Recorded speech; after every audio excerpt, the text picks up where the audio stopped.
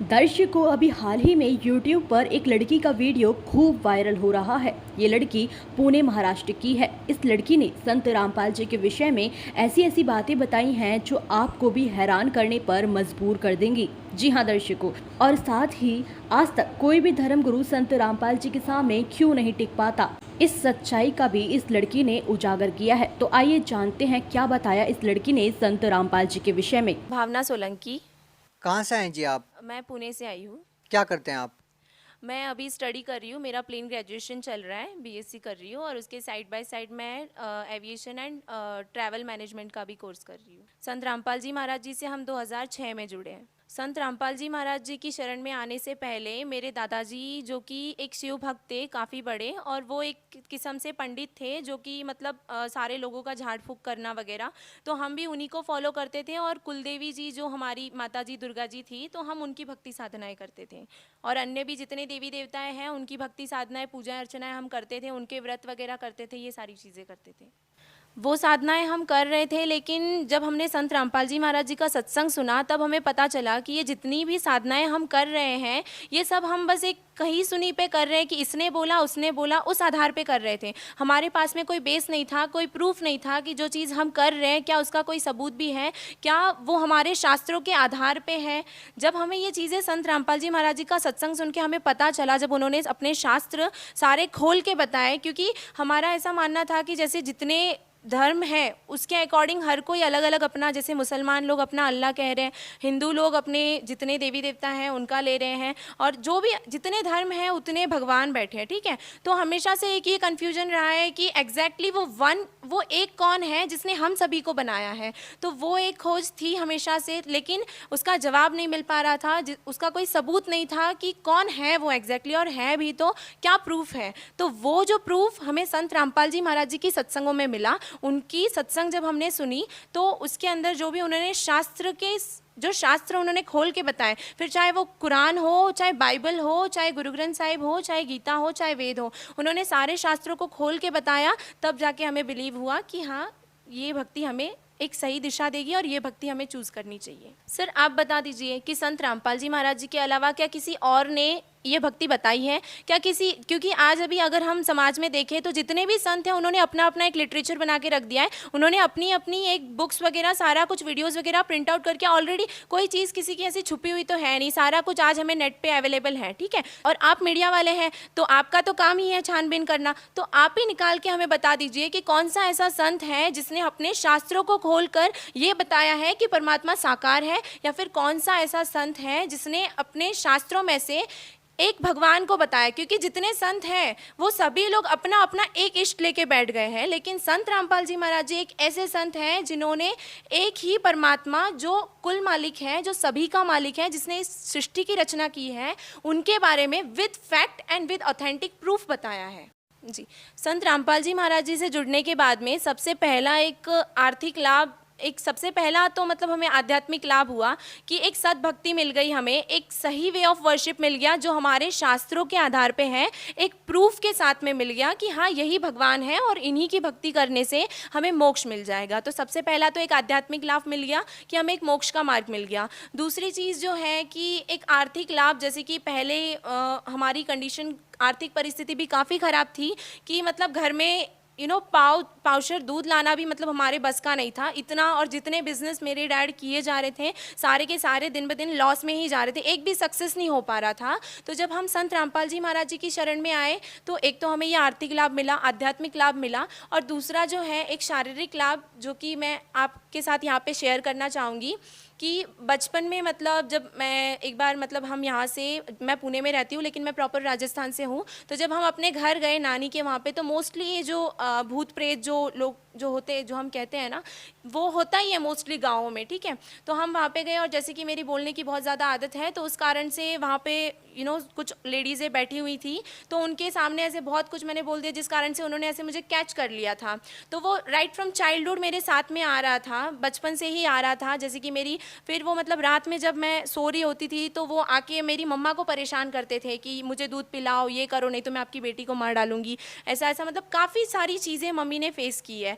तो वो मतलब मेरे ऊपर आके मेरी मम्मा डैडा को भी परेशान करते थे, वो सारे जो आत्माएं जो होती थी। उसके बाद में फिर मेरे मम्मी पापा मुझे कुछ ऐसे जो पंडित जो होते हैं उनके पास लेके गए, क्योंकि उस समय हम संत रामपाल जी महाराज जी की शरण में नहीं थे। तो वहाँ पे जाने के बाद में उन्होंने कुछ ऐसे झाड़ फूँक किया और कुछ धागे वगैरह बांध दिए, जिसके चलते कुछ टाइम तक मुझे आराम रहा। लेकिन फिर मेरी लाइफ में एक मोड़ ऐसा आया, जब मैं 9th में थी तब एक टाइम ऐसा आया कि वो चीज़ मतलब मुझे बहुत ज़्यादा सताने लगी। वो जो प्रेत की बाधा थी वो काफ़ी ज़्यादा सताने लगी। मतलब रात में जैसे ही 12 बजते थे हमेशा एक डोर बेल हमारा बज जाता था, जब डोर खोल के देखो तो वहाँ पे कोई नहीं मिलता था। ऐसी बहुत सी चीज़ें मैंने देखी है। उसके बाद में भी मतलब जैसे कि घर में अगर मैं बैठी हूँ तो मुझे ऐसे परछाई बिल्ली की वगैरह चलते हुए दिखाई देती थी, और जब मैं मम्मी पापा को बताती थी तो वो कहते थे कि नहीं यहाँ पे कुछ है ही नहीं। फ्रेंड्स को बताती थी तो वो भी बोलते थे कि नहीं ऐसा कुछ नहीं दिख रहा है हमें। प्लस फिर ये सारी चीज़ें मतलब, और रात में भी जैसे कि मैं अगर हॉल में सो रही हूँ तो हॉल की विंडो कोई खोलने की कोशिश कर रहा है, और जब अगर मैं बेडरूम में सो रही हूँ तो बेडरूम की खोलने की कोशिश कर रहा है। मैंने ये सारी चीज़ें आजमा के देखी, किचन में भी सो के देख लिया तो वहाँ पे भी विंडो कोई खोलने की कोशिश कर रहा है। तो ये सारी चीज़ें होने के कारण मेंटली काफ़ी ज़्यादा डिस्टर्बेंस हो गया था, जिस कारण से फिर मतलब मुझे हाई फीवर हो गया था। मतलब एक तरफ से वो टाइम ऐसा था कि बहुत ज़्यादा तेज़ मुझे बुखार हो गया था, उस कारण से कि इंजेक्शन भी नहीं लग पा रहा था। फिर एक दिन ऐसे ही मैं मतलब हमारे घर में ऐसे ही गद्दा लगा था तो मैं वहाँ पे सो रही थी, तो इतना सा जस्ट हमारा जो मेन डोर है वो खुला हुआ था हॉल का, और बाहर नीचे कुछ मेरे फ्रेंड्स हैं वो खेल रहे थे ऐसे ही।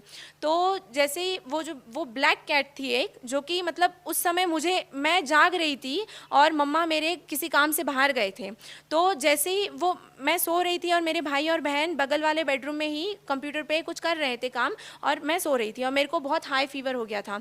तो वो जो कैट है वो इतना सा गैप था, इतने से डोर में, ना वो डोर ज़्यादा खुला है ना कम खुला है, वो एकदम से अंदर आ गई। मैं अपनी आंखों से हर चीज़ देख पा रही हूँ, लेकिन मेरी बॉडी इस तरह से हो गई थी कि मैं कोई रिएक्ट नहीं कर पा रही थी, और ऊपर ही गुरुजी का मंदिर था।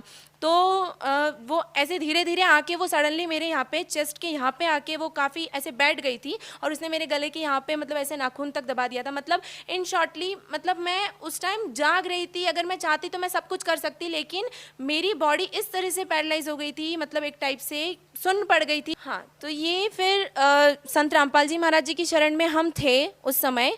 तो फिर जब ये सारी चीज़ें हुई तो घर पे फिर मेरे पापा मम्मी जब आए तो उनसे ये सारा फिर इंसिडेंट शेयर किया। मम्मी ने पापा को बताया कि ऐसा ऐसा हुआ आज, ये वो सब कुछ उनको बताया कि आज ऐसा ऐसा हो गया, अगर मैं राइट टाइम पे नहीं आई होती तो पता नहीं क्या हो जाता।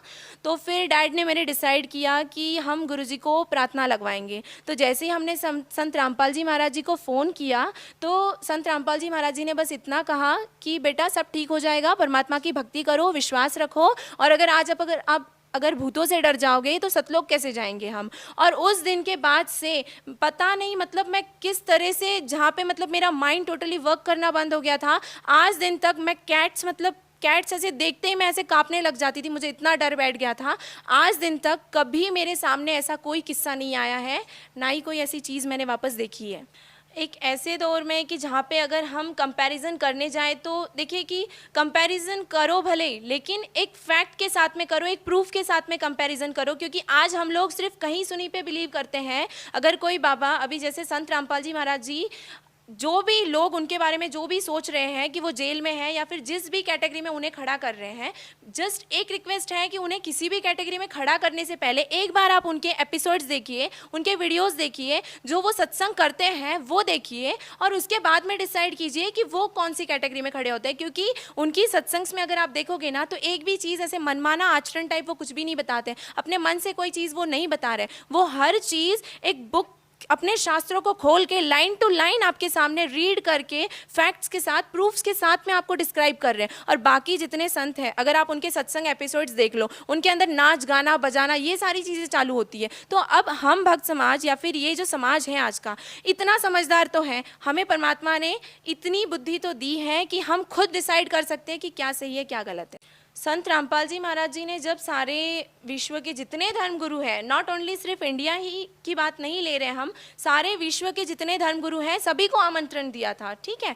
तो जितने भी यहाँ पे ज्ञान चर्चा करने के लिए आए, अगर वो रियल होते, अगर उनके पास सच में कोई ज्ञान होता ना, तो शायद वो डिबेट और आगे तक जाती। लेकिन जब उनके पास में कोई फैक्ट के साथ, कोई प्रूफ के साथ उनके पास कोई ज्ञान ही नहीं था, तो फिर वो क्या डिबेट करते। और इस चक्कर में ये डिबेट ज़्यादा देर तक भी नहीं चल पाया, क्योंकि जब उनके पास कोई ज्ञान ही नहीं है तो वो क्या डिबेट करें। जी हाँ, बिल्कुल, संत रामपाल जी महाराज जी ने सभी को निरुत्तर किया है, वो भी अपने मन से नहीं, उन्हीं की किताबों से, अपने ही हिंदू धर्म के या फिर जितने भी धर्म हैं, अपने ही शास्त्रों को लेके उन्हें निरुत्तर किया है। जी हाँ, एक्चुअली मेरी जो छोटी बहन है, जिनको सर मतलब हेड में यहाँ पे सेंट्रल पार्ट पे एक कीड़ा लग गया था, जो कि फिर उसने धीरे धीरे इतना प्रोग्रेस कर लिया कि वो ऑलमोस्ट उनका पूरा माइंड उन्होंने खा लिया था। तो जब हम डॉक्टर्स के पास गए तो डॉक्टर्स ने बोल दिया कि ये बच्ची ज़्यादा बचेगी भी नहीं। उस टाइम वो काफ़ी छोटी थी, लाइक 4 से 5 साल की होगी, तो वो काफ़ी छोटी थी। तो डॉक्टर्स ने भी बोल दिया था कि ये बचेगी नहीं, एक तो छोटा सा बच्चा है, उसका माइंड कितना है, तो वो ऑलमोस्ट पूरा खा लिया था।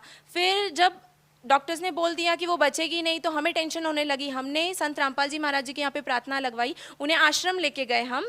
तो आश्रम लेके जाने के बाद गुरुजी ने उनको आशीर्वाद दिया और उन्हें एक चरणामृत का बॉटल दिया और प्रसाद दिया, और गुरुजी ने बोला कि बेटा भक्ति करो, परमात्मा सब ठीक कर देगा। तो फिर जब हम हॉस्पिटल गए तो उनसे गुरुजी ने बोला कि साइड बाय साइड आप ट्रीटमेंट भी चालू रहने दो। तो हमने उनका ट्रीटमेंट चालू रहने दिया। तो कुछ ही महीनों में या फिर 1-2 महीने में वो पूरा क्योर हो गया। उसके बाद में क्योर हो गया तो डॉक्टर भी शॉक रह गया कि ये ऐसे कैसे हो गया, सेम डॉक्टर वो शॉक हो गया। फिर उसके बाद में डॉक्टर ने बोला कि ठीक है, ठीक तो हो गए हो, लेकिन इनको बाल नहीं आ पाएंगे, बिकॉज ये जो हैंड पे जो अपना स्किन होता है ना, एग्जैक्टली ऐसा स्किन उसके सर में बन गया था। तो डॉक्टर्स ने बोला कि हेयर्स का आना पॉसिबल ही नहीं है। फिर हमने गुरुजी को प्रार्थना लगवाई कि गुरुजी डॉक्टर्स ऐसा ऐसा बोल रहे हैं। तो गुरुजी ने बोला कि कैसे नहीं आएंगे, जब परमात्मा साथ है तो फिर आप क्यों डर रहे हो। और आज अगर आप उनके हेयर्स देखोगे ना, उनके हेयर्स घुटनों तक गिरते हैं। इतने लंबे बाल मेरे घर में किसी के नहीं है। संत रामपाल जी महाराज जी के सामाजिक उत्थान के बारे में अगर बात करें तो सबसे पहले तो मैं उनका बहुत बड़ा धन्यवाद करना चाहूँगी कि उन्होंने ये जो दहेज प्रथा के लिए जो रूल निकाला है या फिर ये जो मुहिम निकाली है कि दहेज ना लेना है ना देना है, इसके लिए मैं बहुत ही ज़्यादा आभार प्रकट करना चाहूँगी। क्योंकि इस मुहिम के कारण आज लाखों बच्चे, लाखों बेटियाँ सुख से रह पा रही है, या फिर उनके पिता सुख से हैं, उनके माता पिता सुख से हैं। क्योंकि आज समाज में अगर दहेज के लिए देखा जाए तो लाखों लोग इस दहेज की नाम की इस प्रथा से पीड़ित है। क्योंकि हर दूसरे घर में एक बेटी है जिसकी शादी उनके माँ बाप को करनी पड़ती है, और उसके साथ आज के इस समाज के इस दौर के हिसाब से बहुत बड़ी मात्रा में उन्हें दहेज इकट्ठा करना पड़ता है, जिसके कारण बहुत से बाप आज परेशान हैं। दूसरी चीज़ें ये हैं कि जो नशा मुक्ति का ये भी जो एक मुहिम संत रामपाल जी महाराज जी ने चलाई है, बहुत अच्छी, इसके लिए भी एक बहुत बड़ा थैंक्स उन्हें देना चाहती हूँ। क्योंकि आज के समाज में देखोगे ना तो हर दूसरा इंसान नशा कर रहा है, नशे का शिकार बन रहा है। हर दूसरा इंसान, किसी को कोई स्ट्रेस आ गया तो वो इंसान नशा कर रहा है। लेकिन संत रामपाल जी महाराज जी की शरण में आकर ये जो नशा मुक्ति की जो मुहिम है, ये काफ़ी ज़्यादा लाभदायक है। अंतिम सवाल, संत रामपाल जी महाराज जी के बारे में विश्व को आप क्या संदेश देना चाहेंगे?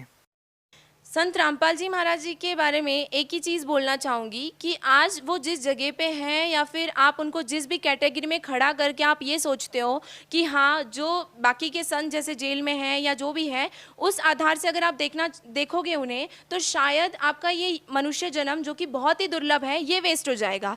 बेटर है कि आप उन्हें देखने से बेटर है, वो कहते हैं ना कि नेवर जज a book by its cover, तो उस बुक को उसके कवर से जज करने से बेटर है कि आप उस बुक के अंदर झांक के देखिए, उसके जितने भी सत्संग हैं, एपिसोड्स हैं, आप वो देखिए। और ये जो मनुष्य जन्म है, ये बार बार नहीं मिलता है, एक ही बार मिलता है, तो उनकी शरण में आए और अपना कल्याण करवाएं। दर्शक को इस वीडियो के बारे में आपकी क्या राय है, हमें कमेंट बॉक्स में ज़रूर बताइए। अगर आपको ये वीडियो अच्छी लगी हो तो वीडियो को लाइक ज़रूर कीजिए। धन्यवाद।